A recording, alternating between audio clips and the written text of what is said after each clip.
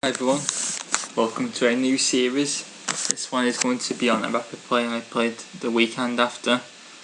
On the 16th of June 2013 I ventured down to Leek in North Staffordshire to play in a very tough and complex rapid because it only had 2 sections, and under 145 and under 210, which is effectively open. It's basically an open but doesn't allow any IMs or GMs in. And it's very strong as well, plenty of plays in it. And in round 1 I had black feet Malcolm Armstrong 179 ECF and I'm 155, so I'm up against it by 24 points. He's also a steady 180 level play, sometimes he's even been up to about 190, so not a very easy game this. He played D4, so we're going to have a classical Dutch main line like in last game against Watson. He played the 8 Queen C2 line, so against Watson it was 8 Rook E1. And this, I was excited now because this is the line where you get to sack pawns. And I thought at rapid play it was another increment as well, like Manchester. It was 20 minutes for all moves with additional 10 seconds added to the digital clock after every move. But still, it's still fast. So knight C6, E4, knight B4, Queen E2, takes. I remember in this position on Bradley's video you can either play D5, but I don't like that because I win this at E6, and plus because it's rapid play I play E5. So sack a couple of pawns, and he actually fought for ages. He'd always spent half his time on this point. And he played actually G4, which is actually the best move. Well, maybe this is technically the best move, but in rapid play it's very risky. Bd5, Qxg4 Be7. Then you've got moves like Rook B8, Queen A7, and you've got stuff like Bishop B4. It's very dangerous. So you play G4, and of course you play H5 after H3, takes Queen D7. You've seen on this before. But of course this is where the theory ends on that video. And he played D takes C5. But this wasn't too hard. I've obviously got to play Queen takes G4. Queens come off. Now E takes D6, Bishop takes D6. And black has actually got a slight advantage in this position. Also, he only had 5 minutes left at this point. I still had about 15, maybe more. So I was feeling confident maybe getting a win in this position. Played knight D4. I played Rook B8 though, which is not a great move. As soon as I started trying to think, I actually started playing bad moves. Because although it gets the bishop off the bishop's diagonal, this is better. Rook B8, A3, knight D3, but check, he moves, and F3. And now I was stuck in this position actually. This is where I started to lose on my clock advantage.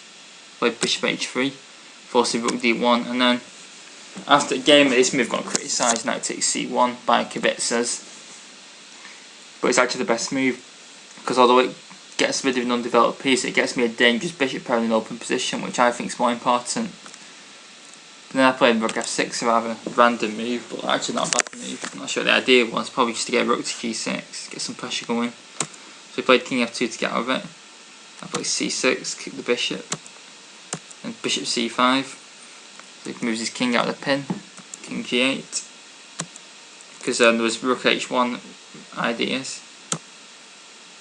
Knight B3, hitting my bishop and the pawn, so Bishop B6, D3, Rook cliff, preparing to double. I played A4, trying to force the knight to blockade the rook. Knight D2, D8. Now C5, a good little in between move. Because the problem now is that A4 is going to end up very weak, so I can never play B5 to support it, because en passant. And I played Rook takes D3, Bishop takes D3, Bishop C7. Now after Rook C4, I think White's starting to get the upper hand now because A4 actually can't be protected. But the clock was becoming more and more of a factor. Bishop E5 I played, the only move counter-attacking B2. I think I should have played Rook B4 because that attacks B7 and protects B2. But I can play Bishop E6, Rook takes B7, Bishop D4. This bishop pair does provide some good compensation, but after Rook B4, Bishop takes, Rook takes, White has a nice outside pass pawn, so it should be enough to win. But he played rook takes a4, played bishop takes b2, knight e4, rook f8, and bishop c4 check, king h8, rook a7. So I'm a bit under pressure now. I decided to counter attack with bishop g2. He has to play knight g5 to protect the pawn. Now I play bishop d4, which counter attacks c5, but maybe I didn't want to play passively with rook b8. That was the point. Maybe bishop f6.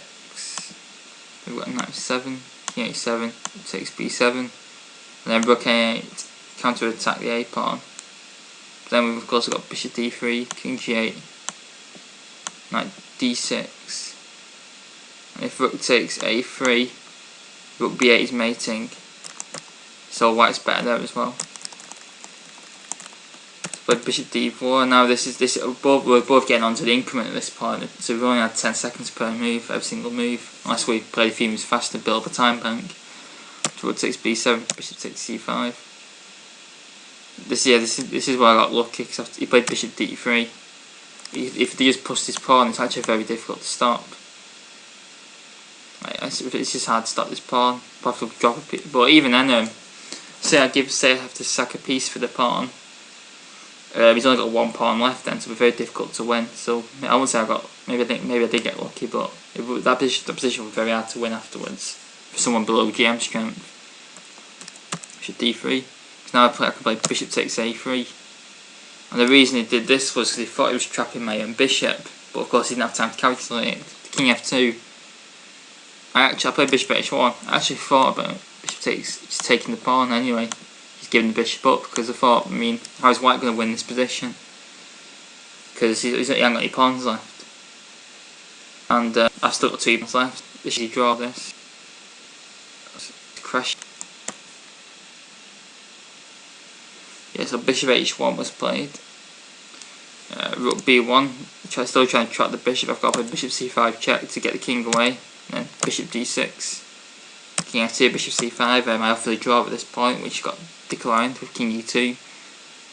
I played rook e8 check, bishop b4, bishop g2, knight f7, and king g8. And by this point, I've got down to about. Well, I thought I can't keep on recording. I'm going to lose on time. So I stopped recording at this point, and I ended up winning 2 pieces for a rook, because I had 2 raking bishops for a rook, but there's only 1 pawn left each, so I accepted his draw offer. But that was an interesting game and a good draw against a very strong player, who later beat a couple of 190s on the way to nearly winning it. I think he lost 1 game to a 200 plus and drew this one and won on the rest.